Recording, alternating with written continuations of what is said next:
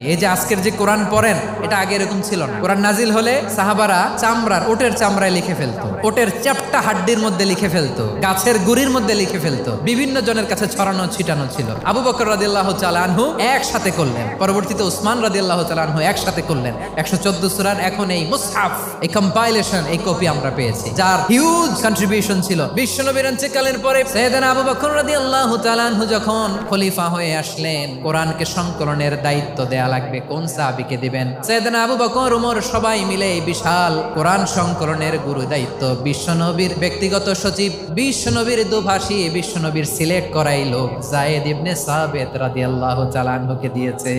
এই পুরো কোরআন কম্পাইলেশনের project manager ছিল যায়েদ বিন সাবিত রাদিয়াল্লাহু তাআলা। দেখেন, এত সাহাবীর মধ্যে থেকে বিশ্বনবীর একাডেমিক প্রজেক্ট যায়েদ বিন সাবিতের মতো তরুণকে নির্বাচিত করেছেন। কেমন ট্যালেন্ট হান্টার ছিল আমার নবী।